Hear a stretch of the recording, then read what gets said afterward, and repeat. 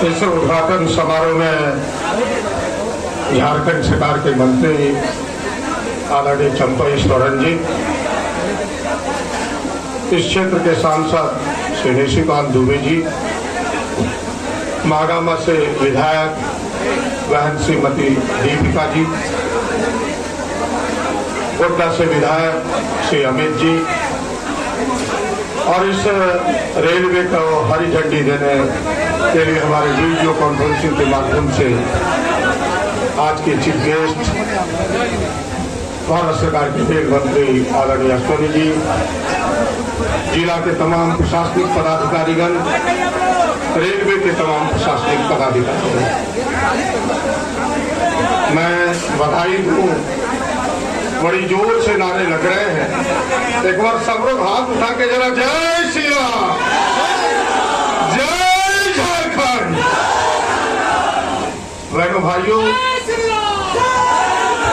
आवाज बड़ी धीमी हो रही है, इसीलिए मैंने कहा जरा जोर देके जय श्री राम कर दिया जाए। विकास को सांप्रदायिक रंग देने के कई प्रयास होते हैं, मैं उस और जाना नहीं चाहता। मैं आप सबको बधाई देता हूं, खास करके अमित जी को इसमें विशेष बधाई इसलिए देता हूं कि मुझे याद है विधानसभा का वह दिन और दीपिका जी को कि दोनों के प्रश्न आए थे विधानसभा में कि भाई गोड्डा को यह जो इंटरसिटी ट्रेन है दुमका, उसका विस्तार किया जाए। और मैं परिवहन मंत्री सरकार को पूरी तरह से बधाई देना चाहता हूं कि इनके प्रश्नों को बिल्कुल सकारात्मक लेते हुए भारत सरकार तक यह अप्रोच किया और भारत सरकार ने इनकी बातों को सुनी और इस ट्रेन को यहां से रवाना किया। मैं पूरी सरकार को बधाई देना चाहता हूं। और आपने देखा होगा कि अभी सरकार ने और कई प्रयास, क्योंकि आधी पैसे राज्य सरकार के लगते हैं, राज्य सरकार कोई कमी नहीं छोड़ दी। अभी हॉल्ट बनने की बात आई, भटौंदा में हॉल्ट बनने की बात आई, सुगावथार, दुमका के बढ़ेत में। मैं मुख्यमंत्री को इस मंच से हृदय से बधाई देता हूं। उन्होंने कहा कि जितनी राशि लगेगी रेलवे का 1 रुपया नहीं लगेगा, पूरी राशि राज्य सरकार देगी, लेकिन इस आदिवासी बहुल इलाके में हॉल्ट बनना चाहिए।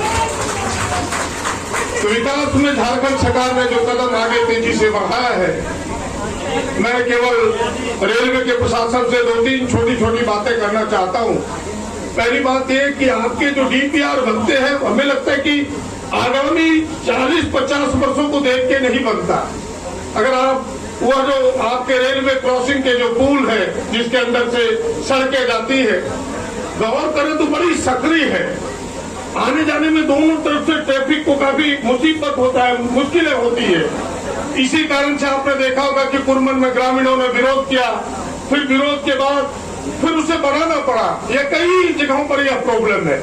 हमें लगता है कि 25-40 वर्षों को ध्यान में आगे रख करके इस पर थोड़ा पुनर्विचार करना चाहिए।